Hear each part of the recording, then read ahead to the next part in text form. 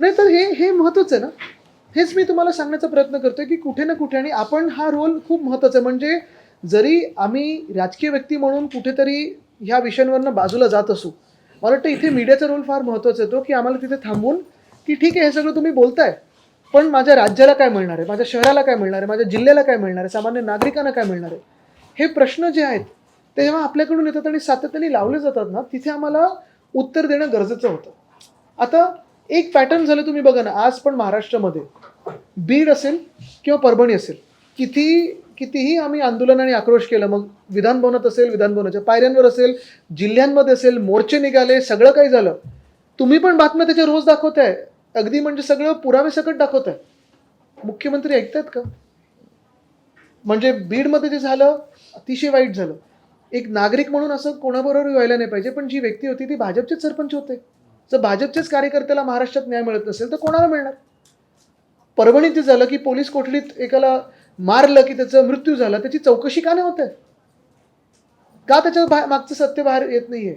म्हणजे तिथे देशातले आपल्या संसदेतले विरोधी पक्ष नेता स्वतः जाऊन येतो, अनेक मोठे मोठे नेते जातात, अनेक राजकीय त्याच्यावरनं चर्चा होतात, पण सरकारला काही फरक नाही पडत. कुठे ना कुठेतरी असं वाटायला लागतं ना की खरोखर आपण कुठच्या दिशेने जात आहोत. कारण आज आपण पहा, दोन तुम्हाला गमती सांगतो.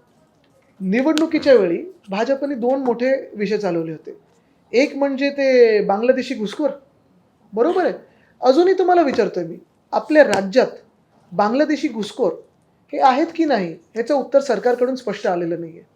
किती आहेत, किती पाठवले गेले ह्याचंही उत्तर अजून स्पष्ट आलेलं नाहीये. बरं, जर आले असतील तर ते कुठून आले, कधी आले? दुसरा विषय होता रोहिंग्या, की सांगतात आता रोहिंग्या आलेत आणि आता मुंबई पूर्ण कॅप्चर करणार आहे. अजून तरी मला एक सुद्धा रोहिंग्या सापडला नाहीये. पण असेल कोणाला सापडला, जर भाजपचे नेते जे जाऊन नाचतात, थैट्या करतात त्याच्यावरनं, तुम्ही मला सांगा, बांगलादेश आपल्या देशात आहे की बाजूचा देश आहे? देशाची जी रक्षणाची जबाबदारी आहे ती कोणाची आहे? केंद्र सरकारची आहे. केंद्र सरकार गेले 11 वर्ष कोणाचं आहे? 2 टर्म तर बहुमताचं सरकार कोणाचं आहे? भाजपचं आहे. म्हणजे तुमचं हे म्हणणं आहे का की केंद्रातले गृहमंत्री फेलियर आहेत? हेच भाजपचे नेते बोलतात ना. आणि मग आत्ता महाराष्ट्रात पण तुम्ही परिस्थिती बघा, आमच्याकडे 2.5 वर्ष हातात सत्ता होती, त्या 2.5 वर्षातून पण जवळपास 2.25 वर्ष तर कोविडचाच काळ होता. एक माणूस इथून तिथे गेला तरी कळायचं, म्हणजे त्यावेळी ते येऊ शकले नसतील. पण मग ती 2.5 वर्ष जर सोडली तर बाकीचे जी काही वर्ष आहेत, 8-8.5 वर्ष जी आहेत, गृहमंत्री राज्याचे कोण आहेत? जे आत्ता मुख्यमंत्री तेव्हा पण गृहमंत्री होते, तेव्हा पण मुख्यमंत्री होते. मग तुम्ही नेमकं आंदोलन कोणाविरुद्ध करताय? बरं, हे सगळं एका बाजूला होत असताना तुम्ही सांगताय की बांगलादेशमध्ये हिंदूंवर अत्याचार होतोय. बरोबर आहे, तिथे हिंदूंवर अत्याचार होतोय म्हणून इथे आमच्या देशात तुम्ही हिंदू मुस्लिम दंगली घडवणार, पण त्याच बांगलादेशसोबत तुम्ही क्रिकेट खेळताय, त्याच बांगलादेशला 50,000 टनचं भात पाठवताय तुम्ही. मग नेमकं तुमचं धोरण तरी काय आहे? आता दुसरी त्यांनी एक अफवा पसरवली होती निवडणुकीच्या 1 दिवस आधी की वक्फ बोर्डाने सिद्धिविनायकची जागा मागितली. खोटी बातमी होती. खरं पोलिसांनी कारवाई करायला पाहिजे होती, पण यंत्रणा यांच्या हातात होती. ठीक आहे, कोण एका चॅनलच्या पत्रकार होत्या, त्यांनी मला विचारलं की उलेमानी असं सांगितलंय आणि वक्फने असं सांगितलं. बोलो, एक तर पहिलं क्रॉस चेक तर करा काय विचारताय.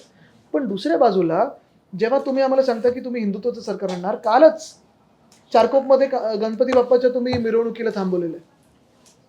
मग कुठेतरी तुम्ही जे काही बोलताय आणि तुम्ही जे करताय त्याच्यात ताळमेळ आहे की म्हणजे आम्ही हिंदूंचा तुम्ही उपयोग नुसतं निवडणुकीसाठी करता?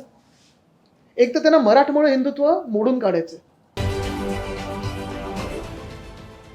देश विदेशातील प्रत्येक घडामोडींचे लाईव्ह अपडेट मिळवण्यासाठी आता साम टीव्हीच्या सर्व सोशल मीडिया प्लॅटफॉर्मला लाईक, फॉलो आणि सबस्क्राईब करा.